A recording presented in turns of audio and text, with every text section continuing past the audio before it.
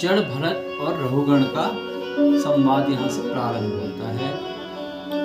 मैंने आपको जड़ भरत जी महाराज की 3 जन्मों की कथा सुनाई थी कि एक जन्म उनका राजा भरत के रूप में होता है, उसके बाद उनका मृग में मन चला जाता है तो वो मृग हो जाते हैं, उसके बाद वो एक ब्राह्मण के परिवार में जन्म लेते हैं, तो वो वहाँ जड़ भरत नाम हो जाता है उनका।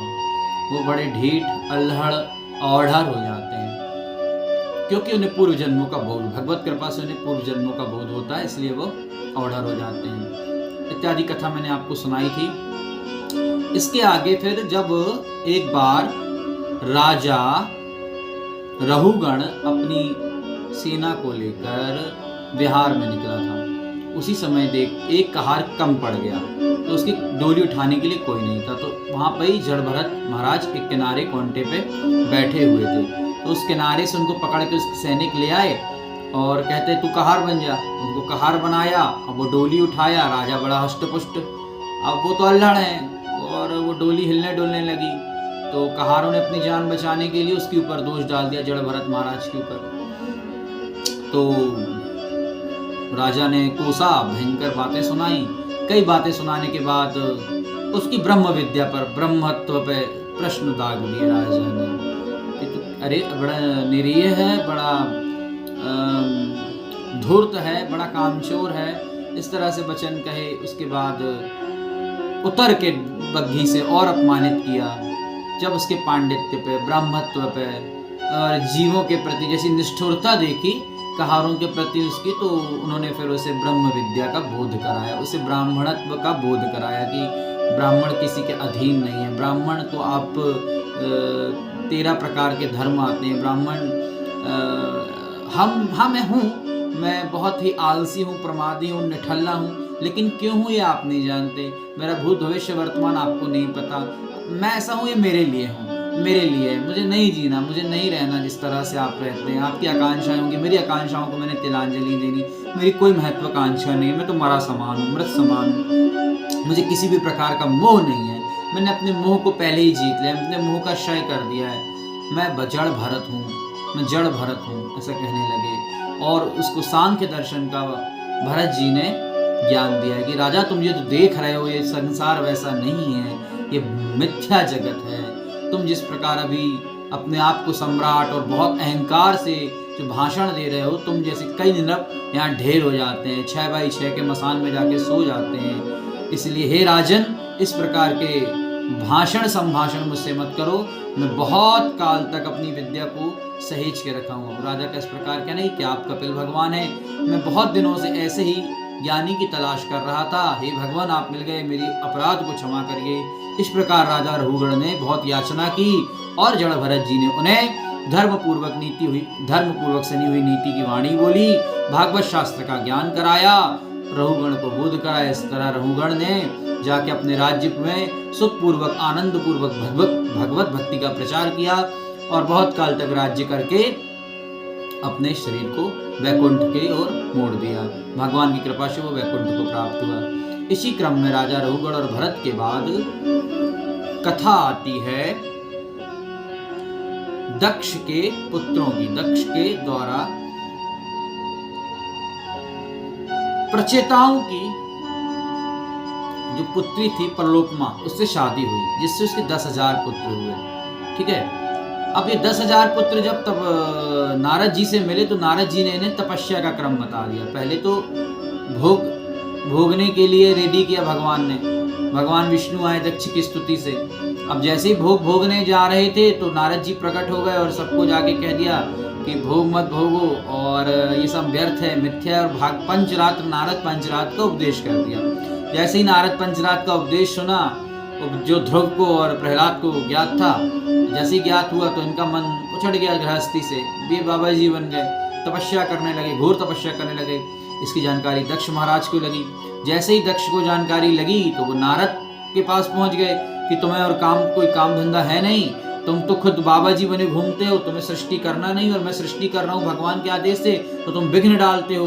तुम्हारा काम ही यही है, तुम दूसरे का सुख नहीं देख सकते, तुम दूसरे को सदा दुखी देखते हो, सबको विरक्त बना डालते हो, ये संसार की रचना मैं कैसे करूँगा। मैंने इतनी मुश्किल से 10,000 बच्चे पैदा किए लड़के, और तूने उनको भी विनष्ट कर दिया, पथभ्रष्ट कर दिया। अब वो बाबा भड़ेरी बने घूम रहे हैं। अब बड़ी नारद जी ने कहा, भैया हम तो रमते राम आत्मा राम, हम तो भागवत उपदेश कर दिए हैं और हम चाहते हैं हर जीव का बेड़ा पार हो जाए। हमको क्या है सृष्टि से, हम तो नारायण स्मरण करते हैं, नारायण नारायण का जाप करते हैं, और हम चाहते हैं हर जीव में नारायण नारायण जपे। तो वो दक्ष जी ने कहा, अरे भैया जपे वो तो ठीक है, लेकिन सृष्टि कैसे आगे बढ़ेगी। आप उसको सृष्टि का आत्म संयम का बोध करा देते, सृष्टि रचते हुए मन से सन्यासी बना देते, जैसा भगवान विष्णु का आख्यान है। अब नारद जी बोले, नारायण नारायण काम तो हो ही गया, और नारद जी वहां से अंतर्ध्यान हो गए। इस प्रकार फिर दक्ष जी द्वारा 60 पुत्रियों को उत्पन्न किया गया। 60 पुत्रियों में से 13 धर्म को गई, 10 प्रचेताओं को गई, 2-2, 3-3 पुत्रियां क्रमशः और अन्य महर्षियों, सप्तऋषियों इत्यादि को गई, और एक महादेव को गई, पार्वती आदि, सती आदि इत्यादि में चंद्रमा को गई। 13 उनकी लड़कियां जो थी वो चंद्रमा को चली गई। इस तरह से उनकी 60 लड़कियों का वृतांत आता है। इस प्रकार से सृष्टियां आरंभ हुई। इस प्रकार से दक्ष का संवाद है, दक्ष का कुल आगे बढ़ता है। इसके बाद नरक का वर्णन होता है। परीक्षित ने पूछा, भगवान कितने प्रकार के नरक हैं। सुखदेव जी ने पूछा, कुछ लोग 21 नरक बताते हैं, लेकिन श्री भगवान ने गरुड़ पुराण में 28 नरकों के बारे में बताया है। वो 28 नरक क्रमशः तमस्त्भिस्त्रिक, कुंभिपाक, रौरव, महारौरव इत्यादि, कृमिपाक, कर्कटादि, बहुत सारे 28 नरक हैं। इनमें तरह तरह के लोग जाते हैं। आर्क नामक एक नरक है, इसमें भी लोग जाते हैं। ऐसे हजारों नरक और 28 मुख्य नरक हैं, और भी हजारों नरक जो कर्मानुसार व्यक्ति को भोगना पड़ता है। कुछ नरकों का वर्णन मैं आपको सुना देता हूँ। जो व्यक्ति किसी से धन लेता है और धन नहीं देता, जो व्यक्ति किसी का धन खा जाता है, उसे रुरु नामक रौरव नरक में डाला जाता है। वहाँ सैकड़ों गिद्ध उसके मांस को नोचते हैं, सैकड़ों यम प्रताड़नाएं मिलती हैं। जो व्यक्ति मद्यपान करता है, जो ब्राह्मण मद्यपान करता है, उसे जो ठाकुर, क्षत्रिय, बनिया, वैश्य इत्यादि अपने धर्म अनुसार मद्य का पान करता है, उसे अनेक प्रकार से आर्क नामक नरक में ले जाके मुंह में जलता हुआ कोयला, जल में भभकता हुआ कोयला कई वर्षों तक डाला जाता है। इसी प्रकार जो व्यसन करता है, द्वित कर्म करता है, परस्त्री गमन करता है, गुरु पत्नी गमन करता है, उनको भयंकर महा रौरव नामक नरकों में डाला जाता है। इसी प्रकार जो व्यक्ति किसी की निंदा करता है, चुगली करता है इत्यादि में चमगादड़ बना के उतरते हैं। इसी प्रकार जो जीवात्मा चौर कर्म करता है, भयंकर निंदित कर्म करता है, हत्या करता है, उन्हें भी बहुत भारी तप्त कुंभिक नामक नरक में ले जाके बार बार छिड़ा जाता है। कई भयंकर नरकों में कुत्ते नोचते हैं। इस प्रकार नरकों की गति है। जो जीव जिस प्रकार के कार्य करता है उसको उसी प्रकार नरकों में भोगने के लिए छोड़ दिया जाता है। इसी प्रकार यमराज के दूत अजामिल के प्राण हरने आते हैं। यहाँ से अजामिल उपाख्यान आरंभ होता है। अजामिल नाम का एक ब्राह्मण एक नगर में वास करता था। वो चूंकि दासी पुत्र था तो उसकी बुद्धि दासता के कारण चली गई। एक समय क्या हुआ, वो बहुत ज्ञानी विद्वान ब्राह्मण था, परम तेजस्वी ब्राह्मण था। उसका ब्राह्मणत्व जिंदा था अपने पिता के कारण, पितृ की जो कुछ अंश थे उस कारण उसका ब्राह्मणत्व जिंदा था। चूंकि उसके पिता ने किसी दासी से विवाह कर लिया था तो वर्ण संकरी संतान हो गई थी। वो कुछ समय तक उसके पुण्य कर्म जब तक चैतन्य थे, धार्मिक कर्म और ब्राह्मणत्व चैतन्य था, ब्रह्म तेज था, तब तक वह धार्मिक अनुष्ठान करता, खूब आनंद से उसका जीवन चल रहा था। एक दिन वह बाजार में गया, उसने देखा एक वैश्य के साथ एक वैश्य रमण कर रहा है। जैसे ही देखा कि एक वैश्य के कंधे में हाथ डाला है, उस वैश्य ने अपनी कुछ लीलाएं दिखाते हुए, पल्ले इधर उधर सरकाते हुए अपने कुछ शरीर के भाग दिखा दिए। अजामिल पागल सा हो गया, मतवाला हो गया, कामांध हो गया और वह उस वैश्य के पास चला गया। अब वह उससे विवाह कराया। जो घर में पत्नी थी, कुलीन, सदाचारी, सती, उसका त्याग कर दिया। इस प्रकार उसके त्याग करने से वह पत्नी बहुत शुद्ध हुई और इस प्रकार उसके वह उसके घर से उसको निकाल दिया। इस प्रकार वह मारी मारी फिरती रही, भिक्षा मांगती रही। इस अजामिल ने पूरा धन इस वैश्या के परिवार पे लुटा दिया और चौर कर्म करने लगा। जहां से भी जो भी धन मिलता इस वैश्या को दे देता। इसके 10 पुत्र हुए। इसने अपने 10वें पुत्र का नाम नारायण रखा। इसको बड़ा प्रेम करता। 85 वर्ष का बुढ़ा हो गया था, 85 ईयर्स में आ गया था ये, अपने चौथेपन में आ गया था। और अब ये नारायण को बड़ा प्रेम करता। खाता तो नारायण, पीता तो नारायण, कुछ भी करता तो नारायण नारायण करता रहता। अब चूंकि अंतिम समय, अंतिम घड़ी आ गई, यमराज के दूत सामने थे। एक दिन क्या देखता है, भयंकर काले विकराल दांत वाले, नखुनों वाले, भयंकर वाल वाले, भद्दे, बिल्कुल इतना अजीब वेशभूषा और मुंह काला, दुर्गंध आती हुई यमदूत सामने खड़े हुए मिले। अजामिल पाप से कांपने लगा। उसके पाप उसको बार बार चित्कार कर रहे थे और 2 सेकंड की फिल्म उसको दिखाई जो उसने अपने जीवन में संचित पाप किए थे। जैसे ही यमदूत दिखे उसने अपने पुत्र को ही पुकार दिया, नारायण नारायण नारायण नारायण। जैसे ही नारायण नारायण की करतल ध्वनि प्रतिध्वनि हुई, भगवान विष्णु के पार्षद वहां पर आ गए। भगवान विष्णु के पार्षदों ने यमदूतों से कहा, हे यमदूतों, इसके समस्त पाप क्षमा हो गए हैं। यमदूतों को उसने कहा, किस अपराध, किस पाप हेतु आप इसे ले जा रहे हैं, जरा हमें धर्म की व्याख्या सुनाइए। किस जीव को कहाँ ले जाते हैं, हम जरा व्याख्या सुने। यमदूतों ने कहा, हे महाराज, हे धर्म को धारण करने वाले महाविष्णु के पार्षदों, इसने बड़े निंदनीय कार्य किए हैं। इसने अपनी सती पावन स्त्री को निकाल दिया, मदिरा पान किया, वैश्यागमन किया, पूरी जिंदगी चौर कर्म करता रहा। इसने वेदों को त्याग दिया। ब्राह्मण होने के बाद भी इसने कोई भी ब्राह्मण लायक कर्म नहीं किया, इसलिए इसकी ये गति है। इस पापी को तो इतना मारना चाहिए, नरक में ले जाके हम इसको इतनी यातना भगवाएंगे कि आगे से कोई जीव ऐसा ना करे। ये जब शुद्ध हो जाएगा तब ये पुनः धरती लोक में आएगा। चूंकि ये ब्राह्मण था, इसका कर्म था अपने मुख से भगवान का नाम लेना, अपने मुख से भगवान की वाणी, भगवान की कथा का प्रचार करना, लेकिन इसने ऐसा कुछ नहीं कहा।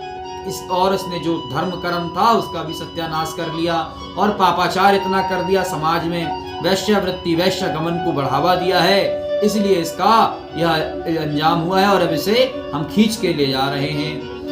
विष्णु के दूतों ने कहा, रुको, ठहर जाओ। सबसे पहली बात तो अब ये शुद्ध हो गया है, चूंकि इसने अंतिम काल में भगवान नारायण का जाप कर लिया, स्मरण कर लिया। कोई भी पापी से पापी जीव अगर एक बार भी नारायण का स्मरण मृत समय कर लेता है, अगर उसने नारायण का नाम ले लिया है, तो वह समस्त पापों से उसी समय मुक्त हो जाता है। यह श्रुतियों का कथन है, यह स्वयं श्री भगवान की वाणी है।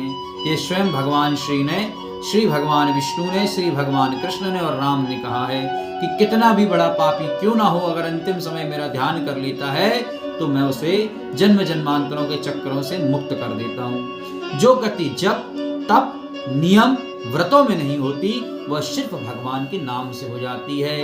नाम संकीर्तनम यस्य, कलयुग केवल नाम धारा, सुमिर सुमिर नर नहीं बारा, कलयुग केवल हरि गुण गावत ही नर पावैता। कलयुग में तो और भगवान की महिमा का, नाम की महिमा का वर्णन है। इसलिए हे यमदूतों, अब आप इन्हें मुक्त करें यमपाश से, नहीं तो हमें ब्रह्मदंड चलाना पड़ जाएगा। यमराज के दूत डर गए और वहां से भाग गए। इस प्रकार यमपाश से मुक्त अजामिल उनके चरणों में गिर गया। बोले, भगवान आपने मुझ जैसे पापी की सहायता क्यों की, मेरा भोग मुझे भोगने देना था। उन्होंने कहा, नहीं अजामिल, तुमने अंतिम समय जो भगवान का नाम लिया है, भगवान के नाम की महिमा पुराणों में, वेदों में, उपनिषदों में और कई शास्त्रों में गाई है। भगवान के नाम की महिमा तो स्वयं भगवान भी नहीं जानते। हे अजामिल, तूने दुष्ट होते हुए भी अंतिम समय भगवान को पुकार कर उन्हें ही पा लिया है। जा, हम तुम्हें कुछ समय का जीवन और देते हैं। इस जीवन में खूब धर्म कर्म कर और भगवान का नाम ले और सारी संसार को दिखा दे कि अजामिल नाम के कोई पुण्यात्मा हुए थे जिन्होंने सदैव वैकुंठ को प्राप्त किया। हम तुझे कुछ समय देते हैं। इस प्रकार कहते हुए वो पार्षद अंतर्ध्यान हो गए। अजामिल उठा, उसी समय सब कुछ त्याग कर बद्री विशाल भगवान बद्री नारायण की शरण में चला गया। वहां खूब भजन किया, खूब भजन किया, खूब कीर्तन किया और श्रीमद् भागवत कथा सप्ताह ज्ञान यज्ञ का श्रवण करते हुए अंतकाल में भगवान विष्णु के वही पार्षद सुनंद और नंद आए और दिव्य विमान में बैठालकर अजामिल को ले गए। बोलो भगवान कृष्णचंद्र भगवान की जय, बोलो सर्वेश्वरी श्री राधा रानी की जय, भक्त वत्सल भगवान की जय। ऐसे करुणानिधि भगवान के नाम स्मरण से ही जीव जन्म जन्मांतरों के चक्र से मुक्त हो जाता है। अहो जीव, अहो माया, तुम किसी को नाम लेने नहीं देती। अहो तृष्णा, तुम अपने तृष्णा के अनुराग से जीव को ऐसा मत देते हो कि वह भगवान नाम में बैठ ही नहीं पाता। ये मेरे प्यारे भाइयों, कैसे भी करके उल्टे होके, सीधे होके, लेट के, बैठ के, किसी भी आसन में, किसी भी समय, किसी भी काम के समय भगवान नाम का आश्रय लो, खूब नाम जप करो, खूब कीर्तन सुनो, खूब संतों की वाणी सुनो। संत दरस पार तक सब टरई, संतों के दर्शन मात्र से ही पाप टर जाते हैं। इस प्रकार अजामिल नाम का पापी भी भगवत कथा सुन के, भागवत का नाम सुन के उसका एक बार नारायण कहना उद्धार हो गया।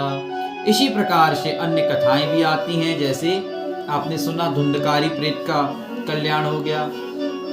बहुत से ऐसे साधु होते हैं, संत होते हैं, द्वितगामी हो जाते हैं, उनका उद्धार होता है। वाल्मीकि डाकू था, आप देख रहे हैं कितने बड़े महान संत हो गए। नारद जी जैसे दासी पुत्र भगवान के मन बन गए। तो जो भक्ति करता है, जो भक्ति की शक्ति को जान लेता है, जो अपने को जान लेता है कि मैं पुनरंजन हूँ और पुनरंजनी के चक्कर में फंस गया हूँ, अविज्ञात नामक भगवान की वह शक्ति, भगवान स्वयं आके अविज्ञात बन के उस पुनरंजन को मुक्त कर देते हैं। इसलिए हे भाइयों, पुनरंजन मत बनो, भगवान के भक्त बनो और उस अविज्ञात रूपी भगवान का स्मरण करो, ताकि जन्म जन्मांतरों के चक्र से मुक्त हो सको। इसी तरह से श्रीमद् भागवत में आगे सूर्य की गति का वर्णन आता है। सूर्य 16 करोड़ योजन दूर स्थित है। अंतरिक्ष की गति का वर्णन आता है। ध्रुलोक, धुतिलोक इत्यादि, धूम्रलोक इत्यादि का वर्णन भागवत में आता है। इस पृथ्वी का हेक्टेयर मैंने आपको बताया, 9 करोड़ 54 लाख में यह धरती फैली हुई है। इसी तरीके से सूर्य की दूरी, यद्यपि तारों की स्थिति बताई गई है कि किस में सूर्य है, किस में बृहस्पति है, कितने में शनि, आखिरी में सबसे शनि है। 10.5 करोड़ के लगभग योजन की दूरी में शनि है। उससे ऊपर सप्तऋषि तारामंडल और उससे ऊपर ध्रुवलोक की स्थिति बताई गई है। और ध्रुवलोक से ऊपर भगवान का धाम है, जहाँ कोई नहीं जा पाता, बहुत बिरले ही पहुंच पाते हैं। ध्रुवलोक के ऊपर भी कोई नहीं जा पाता। सप्तऋषियां भी इस ताक में रहते हैं कि काश हम ध्रुवलोक या उसके ऊपर पहुंच पाते हैं। सप्तऋषि जैसे लोग, अगर सप्तऋषि लोक में तारामंडल में आप देखते होंगे ओराइन बेल्ट देखते होंगे, वो सप्तऋषि तारामंडल है।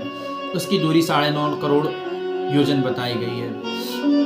इस तरह से सूर्य के क्रम का वर्णन किया गया है कि सूर्य मनवंतर में, एक मनवंतर में पृथ्वी के आधे भाग में मतलब पृथ्वी का जो एक पल होता है ना, उतने में सूर्य बहुत फास्ट भागता है। सूर्य की गति का वर्णन है, घूर्णन गति का, अक्षीय स्थिति का वर्णन है कि उसका जो 2000 किलोमीटर प्रति घंटे की रफ्तार से सूर्य का जो गति है 2000 किलोमीटर प्रति घंटे की, योजन प्रति घंटे की, 2002 योजन के हिसाब से उसका रथ भागता है। और इतनी ही गति में वो 11 करोड़ अपनी इसकी परिक्रमा कर लेता है पृथ्वी की। उसका आधा ही भाग हमको दिख रहा है, 35% ही सूर्य को हम देख पाते हैं यूनिवर्स में, बाकी उसका आधा भाग तो हम देख ही नहीं पाते। और उसके मात्र 0.1 या 2%, 3% ही हमको उसकी रेज आती है धरती में, बाकी आएगी तो हम जल के खाक हो जाएंगे। वो भी हमें अल्ट्रावायलेट किरणें, जो परावैंगनी किरणें हैं, ओजोन की लेयर है जो ऋषियों द्वारा यज्ञ करके बनाई गई, वो बचा रही है, नहीं तो हम गोविंदाय नमो नमः हो जाएंगे। जिस दिन सूर्य का ताप अत्यधिक हो गया, 70-80 डिग्री, 100 डिग्री, 90 डिग्री, 85 डिग्री, 70, 50-60 में तुम्हारी स्किन जलने लगती, 60-70 भी हो तो गोविंदाय नमो नमः हो जाएगा। इसलिए मेरे प्यारे भाइयों, खूब भजन करो। सूर्य की स्थिति का वर्णन है, सूर्य का है कि इसके कहाँ से कितने पे सूर्य के किस स्थित, शुक्र स्थित है, बुध स्थित है, कितने योजन पे ये स्थित है, कितने योजन पे पृथ्वी स्थित है। 10,000 योजन नीचे पृथ्वी का भाग है, पृथ्वी के 8,000 योजन तल है, वितल है, सूतल है, रसातल है। इसी प्रकार सभी क्रम में बताए गए हैं कि मृत्युलोक में प्राणी रहते हैं, अपने भोग को भोगते हैं। इसके नीचे में तल है, वितल है, जहाँ पे बलि हैं, बलि आदि राज्य कर रहे हैं भगवान की कृपा से। फिर सूतल है, सूतल में बलि राज्य कर रहे हैं। तल, वितल, अतल में कई गंधर्व, यक्ष, किन्नर, मरुदगण आदि हैं। फिर आगे रसातल में कंबन, धृतराष्ट्र, तक्षक जैसे विषैले हजारों फंड वाले नाग हैं। अंतिम में महातल रसातल है जहाँ वासुकी नाग है, और फिर संकर्षण लोक है जहाँ भगवान संकर्षण बलभद्र जी, लक्ष्मण जी हजार हजार फल में इतनी सी एक चना दाना बराबर पृथ्वी को अपने फनों में धारण किए हुए हैं। इस प्रकार डायमेंशन की भी चर्चा मैंने आपसे की। ऐसे ही 64 डायमेंशन नहीं बताए, ऐसे ही पृथ्वी का क्रम है, डायमेंशन है, और समय समय पे भगवान अवतरित होते हैं इस धराधाम में। इस प्रकार संकर्षण लोक की कथा के साथ हम पंचम स्कंध को और षष्ठम स्कंध को विराम देने से पूर्व एक बात जान लीजिए कि धर्म हमारी महती आवश्यकता है। अगर धर्म है तो हम हैं, धर्म नहीं तो हम नहीं। हम धर्म के बिना सरवाइव नहीं कर सकते। We can't survive without our religion. तो हमें अपने रिलीजन को बचाना है, धर्म को बचाना है, तभी हम बच सकेंगे। आज के आतताइयों द्वारा किस तरह बांग्लादेश, जम्मू कश्मीर, म्यांमार, हम हर जगह से भगाए हुए हैं, हर जगह से हम भाग जाते हैं। हमें भागना नहीं है, कठिन परिस्थितियों का सामना करना है, सनातन शक्ति को एक करना है। मेरे भाइयों, सब मिलजुल कर एक हो जाओ, सब मिलजुल कर एक होकर सत्य सनातन धर्म की रक्षा के लिए लड़ो। इसके बाद की कथाएं कुछ इस प्रकार हैं। वृत्तासुर की कथा आती है। कैसे? दक्ष द्वारा जब नारद जी को श्राप दिया गया, उसी क्रम में इस तरह से कथा आगे सरकेगी कि दक्ष को जब श्राप दिया नारद जी को, तो फिर उनके द्वारा ज्ञान गंगा फिर से बहाई गई। ऐसा नहीं कि वो रुक गए थे। फिर उस कालक्रम में विश्व रूप की कथा आती है कि कैसे बृहस्पति जी को इंद्र आदि देवताओं द्वारा स्वर्ग से पतित हुए। कुछ ऐसी बातें हुई तो बृहस्पति जी ने रोका इंद्र आदि देवताओं को, वो नहीं माने। जब नहीं माने तो बृहस्पति जी कुपित होके स्वर्ग से चले गए। अब स्वर्ग से चले गए, देवता तो शटी हैं, दम्भी हैं। यद्यपि मैंने आपको बताया तुलसीदास जी ऐसे ही नहीं कहते उच निवास नीच कर दूती देख न सके पराई है। कुछ लोगों का नेचर होता है। तो देवता है तो क्या हुआ, इंद्र आदि देवताओं ने बृहस्पति जी अपने गुरु का अपमान किया, गुरु अपमान में होके चल पड़े। अब जैसे ही चले गए, शुक्राचार्य ने लाभ उठाया और स्वर्ग पे आक्रमण करवा दिया दैत्यों से। दैत्य शक्तियां जीत गई, इंद्र आदि देवता भाग के गए और शरण ले ली किसकी? ब्रह्मा जी की। अब बृहस्पति जी ऐसे अंतर्ज्ञानी हुए कि मिले ही ना अपने योग बल समाधि बल से। देखो ब्रह्म ज्ञानी है उद्धव और बृहस्पति, दोनों ही ब्रह्म ज्ञानी है, और देवताओं के गुरु बृहस्पति, दैत्य गुरु शुक्राचार्य। इस तरह से अब बृहस्पति जी को ढूंढे तो मिले ना। अब ब्रह्मा जी के पास गए, ब्रह्मा जी ने कहा अपराध तो कर दिया, बहुत बड़ा, गुरु की अवज्ञा की है, गुरु चले गए रुष्ट हो के, अब तुम्हारा कुछ नहीं हो सकता, नारायण के पास जाओ। नारायण के पास गए तो बोले अब एक ही है, कोई ऐसा सामर्थ्यशाली भजनानंदी लाओ, ऐसा भक्त लाओ जो दैत्यों से भैया लड़े झगड़े। और याद रखना ये शुक्राचार्य का लड़का विश्वरूप है, ठीक है? शुक्राचार्य का लड़का विश्वरूप है। विश्वरूप बड़ा ताकतवर है, ब्राह्मण वाला है, तो इसके ब्रह्म तेज को कोई ऐसा व्यक्ति छीन नहीं कर सकता। इंद्र आदि देवताओं द्वारा विश्वरूप का वध कर दिया गया। जैसे ही वध किया तो दैत्य गुरु और क्रोधित हो गए, तो उसके द्वारा वृत्तासुर का निर्माण हुआ। वृत्तासुर यानी हमारी प्रवृत्तियां, हमारी वृत्ति, टेंडेंसी इंग्लिश में। हमारी जो टेंडेंसी हमने बना के रखी वृत्तियां, वो असुरता का रूप ले लेती हैं। मीन्स हमें खाने का ज्ञान नहीं है, हमें भोजन का ज्ञान नहीं है, हमें रहने का ज्ञान नहीं है। हम कैसे रह रहे हैं हमें कुछ नहीं मालूम। रह रहे हैं, कुछ भी खा रहे हैं, कुछ भी खा रहे हैं, कुछ भी रह रहे हैं, कुछ भी पल रहे हैं, कुछ भी बोल रहे हैं। नाम स्पोकन स्पीकिंग, क्या हमको कब किससे बोलना है हमें इसका ज्ञान नहीं। हमें किससे क्या बोलना है, हमारा कौन ज्येष्ठ है, हमारा कौन अनुज है, हम किसके सामने क्या रिप्रेजेंट करें, we don't know about that. तो ये हमारी वृत्ति, तो वृत्तासुर यानी हमारी बॉडी की वृत्तियां, ये हमारे अंदर है। और वृत्तियों का नाश नहीं होता, ये अनाशवान है। दधीच जैसे जब कोई मान ज्ञान संत रूपी तुम्हें ज्ञान प्राप्त होता है, तब उनकी हड्डियों से, उनके ज्ञान से तुम्हारे वृत्तियों का नाश होता है। तो बहुत सांकेतिक कथा है वृत्तासुर की। इस प्रकार इंद्र आदि देवता फिर से गए, बोले भगवान विश्वरूप ने तो अब वृत्तासुर हमने मार दिया, जैसे तैसे हमने कर्म तो कर दिया, ब्रह्महत्या भी लग गई इंद्र को। अब क्या करें प्रभु? तो बोले अब ऐसा ज्ञानी ढूंढो जो इस वृत्तासुर का नाश कर सके, क्योंकि वो परम ज्ञानी परम शक्तिशाली है और विश्वरूप के वीर और उससे मथा गया है, बड़ा दिक्कत वाला है, उसका नाश संभव नहीं है। कोई तपी व्यक्ति जिसने ब्रह्मचर्य का कभी उल्लंघन ना किया हो, जिसने आज तक कभी गाली गलौच न की हो, जिसने आज तक कभी अपराध न किया हो, आज तक अकर्म विकर्म से मुक्त रहा हो, जो निष्काम रहा हो, ऐसे ही संत महात्मा योगी की हड्डियों से जो वज्र बनेगा उसी से वृत्तासुर का नाश होगा।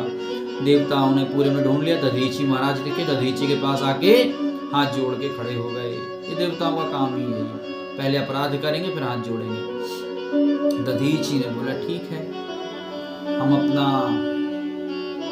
लोक कल्याण के निमित्त ही तो हमने शरीर साधुन धरा, शरीर परमार्थ के काज को साधुन धरा, परमार्थ के काज के लिए अगर मेरे से ये धरती का उद्धार होता है तो हे देवगणों ले जाओ मेरी हड्डी। तो अपने योग बल समाधि बल से प्राण त्यागे, फिर उनके हड्डियों को ले जाके विश्वकर्मा को दिया। विश्वकर्मा ने एक इंद्र के लिए वज्र का निर्माण किया, क्योंकि से दधीची की हड्डियां बिल्कुल लोहे से भी स्ट्रांग थी, काटे नहीं कट सकती थी, टूटे नहीं टूट सकती थी, हड्डियां दिव्य थी, क्योंकि उन्हें कई हजार वर्ष तपस्या की थी, इसलिए उनकी हड्डियां दिव्य हो गई थी, बहुत स्ट्रांग थी, बहुत दिव्य थी, उसमें तेज था, भारी बल था, भारी सामर्थ्य थी। तो देवताओं को देवराज इंद्र को इस प्रकार वज्र की प्राप्ति हुई। उस वज्र को वृत्तासुर पे चलाया, तब वृत्तासुर का नाश हुआ। वह भगवान का भजनानंदी भक्त बन गया था, इसलिए उसने अंतिम समय भगवान को प्रणाम किया, इसलिए उसको सायुज्य मुक्ति का लाभ मिला। हमें अपनी वृत्तियों को नाश करके, हमें अपनी टेंडेंसियों को बदल के सात्विक करना चाहिए। हमें अब तामसिक नहीं होना है, हमें भजनानंदी बनना है, भगवान का भजन करना है, स्मरण करना है, कीर्तन करना है। और नित्य प्रति भगवान का जो स्मरण करते हैं, कीर्तन करते हैं, उनकी वृत्तियों का नाश हो जाता है, उनकी इंद्रिय शिथिल हो जाती हैं, अंतकाल में भगवान को प्राप्त कर लेते हैं। इस प्रकार ये वृत्तासुर की कथा है। वृत्तासुर की कथा के बाद पुंसवन विधि, ये तो बहुत 2-3 कथाएं और हैं, लेकिन हम संक्षेप में आपको पुंसवन संस्कार, पुंसवन विधि का 6वें स्कंद की अंतिम जो कथा है पुंसवन, ये जब मार्गशीर्ष आता है, मार्गशीर्ष में इस प्रतिपदा के दिन से इस व्रत को रखा जाता है 1 साल के पर्यंत। जो माता गर्भस्थ होती है, गर्भिणी होती है, बिल्कुल प्रारंभिक गर्भ होता है, उसको पुंसवन संस्कार अवश्य करना चाहिए। उसको चाहिए कि वो 1 वर्ष तक प्रियता का व्रत ले, मैत्री का व्रत ले, कारुणिकता का व्रत ले और भगवान नारायण का स्मरण करे। 1 वर्ष तक जब जब प्रतिपदा आए तब उस एक दिन व्रत रहे, निराहार ना रहें, कुछ खाते पीते रहें, लिक्विड फॉर्म में लेते रहें, लेकिन भगवान का स्मरण करते रहें। इस प्रकार पुंसवन संस्कार में स्त्रियों को विधि बताई गई है। आप अपने कुल उपचार करने वाले कुल पुरोहितों को बुलाइए और पुंसवन व्रत अवश्य कीजिए, पुंसवन संस्कार कीजिए, क्योंकि जन्मते जायते शूद्रा, हम जन्म से शूद्र होते हैं, फिर 16 संस्कार द्वारा हिंदू सनातनी पवित्र होता। आप याद रखना, जन्म से आप सब शूद्र हैं, कोई ब्राह्मण नहीं है। संस्कार से ही हम ब्राह्मण बनते हैं, ज्ञान से ही हम ब्राह्मण बनते हैं। ब्राह्मण तब तक आप नहीं है जब तक आपको ब्रह्म विद्या का बोध नहीं है। ब्रह्मविद ब्रह्मैव भवति, याद रखना, ये वेद का सिद्धांत, वेद की फिलॉसफी है। वेद कहता है जब आप ब्राह्मण तभी हैं, कोई भी ब्राह्मण हो सकता है, जो ब्रह्म विद्या में प्रबोध हो जाता है वो ब्राह्मण बन जाता है। ये मत सोचना कि ब्राह्मण कोई टैग है, कोई जाति है, ना, ब्रह्मविद ब्रह्मैव भवति, जो ब्राह्मण को जानने लगेगा वो ब्राह्मण है, विप्र है। तो जो विप्र नहीं जानते वो विप्र नहीं है। यद्यपि उनकी पूजा है, उनकी अवज्ञा ना हो, तिरस्कार ना हो, वेद ऐसा कहता है, उनको दंड भगवान देंगे, उनको दंडान नियति देगी, लेकिन आप उसके अधिकारी नहीं है। लेकिन ब्राह्मण कैसा भी हो, सम्माननीय, पूजनीय, अर्चनीय, आदरणीय, ठीक है, हमें उसका नहीं करना, हमें ब्राह्मण का दोष नहीं लेना। ब्राह्मण किसी भी स्थिति में पूजनीय है, वो कैसा भी हो उसकी निंदा ना करें, ब्राह्मण कैसा भी हो उसकी अवज्ञा ना करें। आपको बहुत बड़ा दोष चढ़ रहा है, आप नहीं समझते हैं, आप नहीं मानते हैं, वो बात अलग है, आप नास्तिक प्रवृत्ति ना, आपको उसका भोग अवश्य भोगना होगा। तो इस प्रकार से पुंसवन विधि, गर्भ में जब बालक रहता है तो सीमांत जात कर्म इत्यादि जो होते हैं, गोद भराई आपकी जो रस्में होती हैं, ये पुंसवन, जात कर्म और सीमांतोन्नयन, ये 3 बहुत इंपॉर्टेंट संस्कार बताए गए। पुंसवन की विधि ये होती है कि पति पत्नी मिलके वो व्रत को रहते हैं, नारायण का ध्यान करते हैं, पूजा अर्चना करते हैं, स्मरण करते हैं, तो उनकी संतान बहुत बलवान, गुणवान और बहुत आयुष्मती पैदा होती है, ऐसा शास्त्रों में लिखा गया है। तो पुंसवन व्रत की विधि अपने जब भी आप करेंगे अपने कुलोपचार कुलोद्धार करने वाले कुल पुरोहित को बुलाइए।